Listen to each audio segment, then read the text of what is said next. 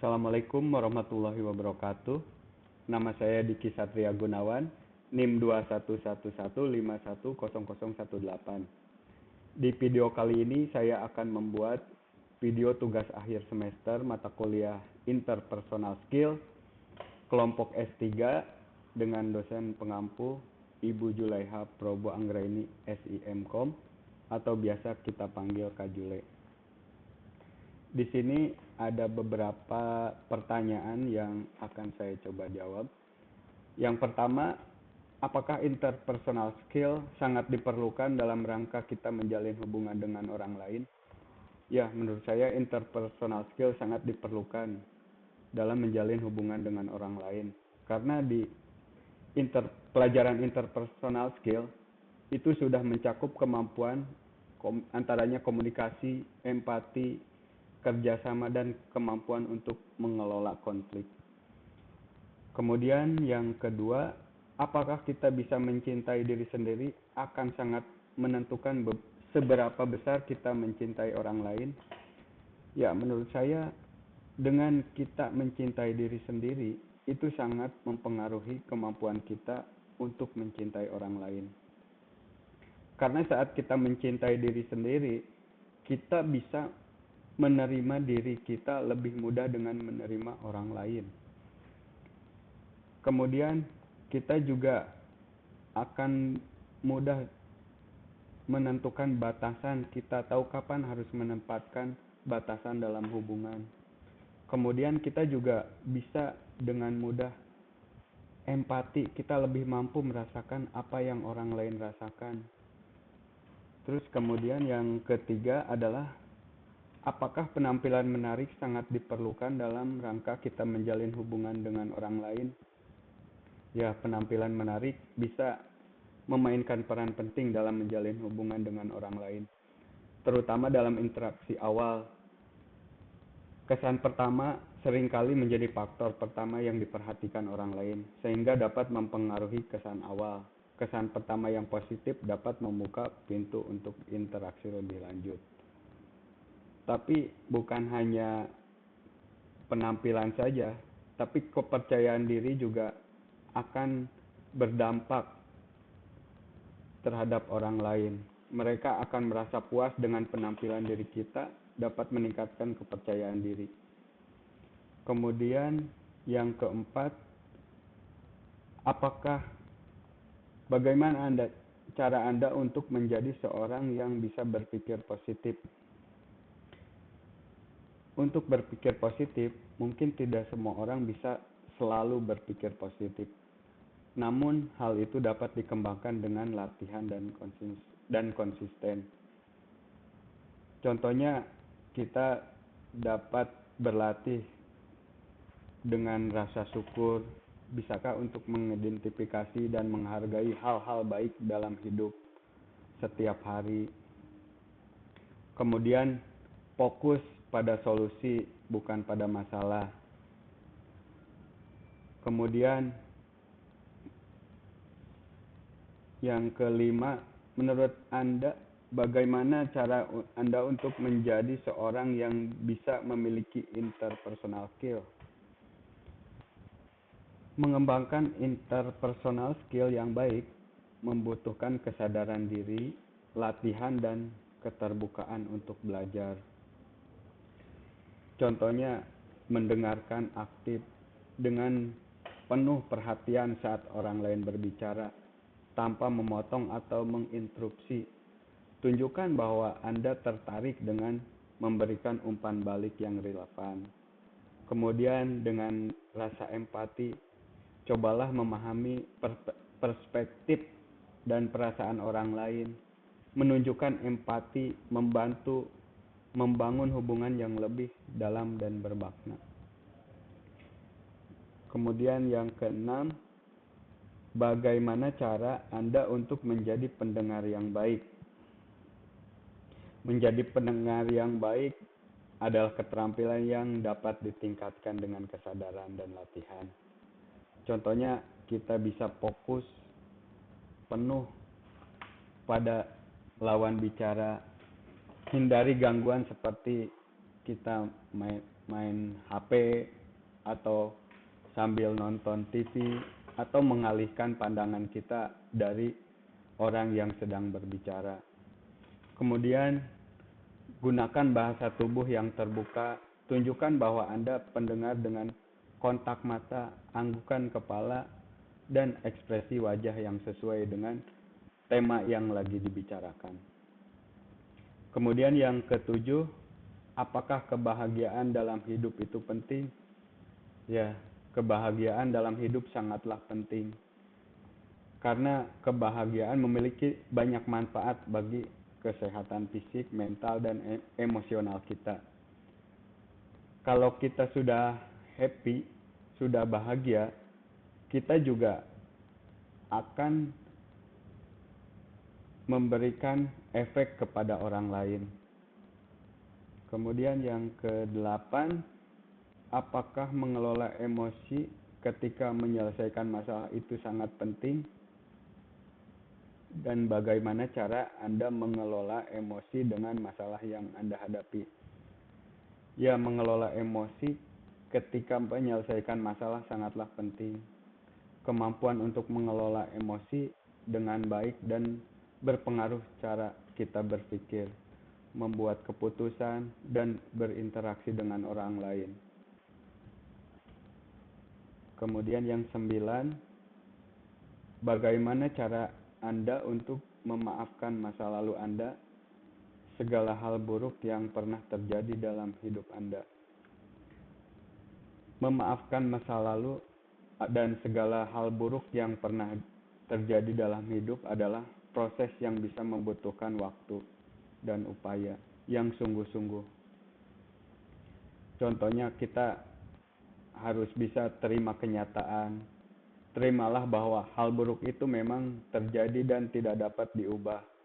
Mengakui dan menerima kenyataan ini adalah langkah awal untuk melangkah lebih maju. Kemudian kita juga bisa untuk memahami emosi kita. Identifikasi dan pemahaman emosi yang muncul terkait dengan pengalaman masa lalu tersebut. Anda mungkin merasakan marah, sedih, atau kecewa. Mengakui dan memahami emosi ini penting untuk melanjutkan proses pemulihan. Kemudian yang 10, bagaimana cara Anda memimpin keluarga ketika Anda kelak menjadi seorang ayah agar bisa selalu memberikan kebahagiaan setiap harinya. Memimpin keluarga dan memastikan kebahagiaan setiap hari adalah tujuan yang mulia dan memang menantang. Contohnya kita harus bisa memberi waktu dan perhatian. Luangkanlah waktu untuk bersama keluarga atau anggota keluarga lainnya secara berkualitas. Kemudian jadwalkan aktivitas bersama. Buatlah jadwal rutin untuk melakukan aktivitas tersebut seperti mungkin piknik atau bermain game atau melakukan hobi lainnya secara bersama-sama. Kemudian berkomunikasi dengan baik. Jadilah pendengar yang baik dan berbicara perasaan dan impian bersama keluarga. Kemudian yang 11, bagaimana cara Anda memimpin regu atau kelompok di kelas pada saat ada tugas yang harus dilakukan secara tim? Memimpin regu atau kelompok menurut saya itu adalah tugas yang harus dilakukan secara tim, merupakan kesempatan untuk mengembangkan keterampilan, kepemimpinan, dan kolaborasi. Kita harus tahu tujuan komunitas itu atau tujuan di kelas itu harus jelas. Mulailah dengan mengkomunikasikan tujuan atau tugas kepada seluruh anggota kelompok. Pastikan semua anggota memahami apa yang menjadi target atau pencapaian dan mengapa tugas tersebut itu penting. Kemudian berkolaborasi dan merencanakan strategi. Libatkanlah seluruh anggota kelompok dalam merencanakan strategi untuk menyelesaikan tugas, diskusi pendekatan yang akan diambil, dan tentukan langkah-langkah konkret yang diperlukan. Kemudian yang 12, bagaimana cara Anda memimpin organisasi atau perusahaan di masa yang akan datang agar perusahaan Anda tersebut terus berkembang pesat sesuai dengan strategi tim yang telah ditetapkan. Untuk memimpin sebuah organisasi atau perusahaan agar bisa terus berkembang pesat sesuai dengan strategi tim yang telah ditetapkan, saya akan mengambil beberapa langkah. Yang pertama adalah visi dan strategi jangka panjang. Pertama, saya akan bekerja sama dengan tim atau manajemen untuk merumuskan visi yang jelas dan strategi jangka panjang yang mendukung pertumbuhan dan keberlanjutan perusahaan. Tentu visi misi ini harus menginspirasi dan memberikan arah bagi setiap anggota tim. Kemudian komitmen terhadap inovasi. Saya akan mendorong budaya inovasi di seluruh organisasi dengan memfasilitasi platform untuk berbagai ide dan proyek inovatif. Kemudian yang paling penting adalah pengembangan sumber daya manusianya. Investasi dalam pengembangan karyawan akan menjadi prioritas yang utama. Saya akan memastikan bahwa karyawan mendapatkan pelatihan yang diperlukan dan memiliki kesempatan untuk mengembangkan keterampilan mereka sesuai dengan tujuan strategis perusahaan. Kemudian poin ke-13, apa yang akan Anda lakukan apabila ada perbedaan pendapat dalam anggota tim? Kemudian bagaimana Anda menyikapi perbedaan tersebut? Ketika kita menghadapi perbedaan pendapat di antara anggota tim, mungkin saya akan mengambil langkah dengan cara mendengarkan. Saya akan memastikan untuk mendengarkan semua sudut pandang yang berbeda dengan teliti. Kemudian memahami motivasi dan alasan di balik setiap pendapat yang berbeda. Kemudian yang terpenting adalah saya akan berusaha fokus pada solusi, bukan masalah atau perbedaan tersebut. Karena jangan sampai kita terjebak dalam perdebatan tentang perbedaannya saja. Tetapi saya akan mendorong tim untuk berfokus pada pencarian solusi atau kemampuan semua pihak untuk menemukan kompromi atau solusi kreatif yang dapat diterima semua orang.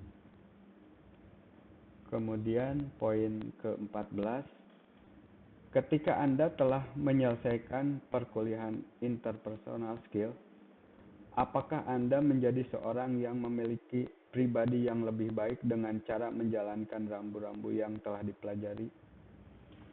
Ya, setelah menyelesaikan perkuliahan interpersonal skill, saya merasa memiliki pondasi yang kuat untuk mengembangkan pribadi yang lebih baik. Tentu saja dengan rambu-rambu dan konsep yang telah dipelajari dari mata kuliah ini, tidak hanya memanfaatkan dalam konteks akademik, tetapi juga mungkin akan bisa diaplikasikan dalam kehidupan sehari-hari. Contohnya kemampuan komunikasi yang lebih baik, kemampuan memahami dan mengelola emosi, dan keterampilan menyelesaikan masalah. Dan yang terakhir, poin 15, apa saja kesan terindah atau terbaik yang pernah Anda rasakan selama mengikuti perkuliahan di kelas interpersonal skill? Kesan setelah mengikuti perkuliahan di kelas interpersonal skill, saya lebih bisa mengembangkan kepemimpinan di tempat kerja dengan cara memperbaiki komunikasi terhadap tim, kemudian memotivasi tim, dan memberikan ruang untuk berdiskusi lebih banyak lagi. Dan tentu peningkatan yang lebih besar adalah dengan bisa menyelesaikan masalah dengan lebih fokus ke solusi, bukan ke permasalahannya. Sekian, terima kasih video dari saya. Wassalamualaikum warahmatullahi wabarakatuh.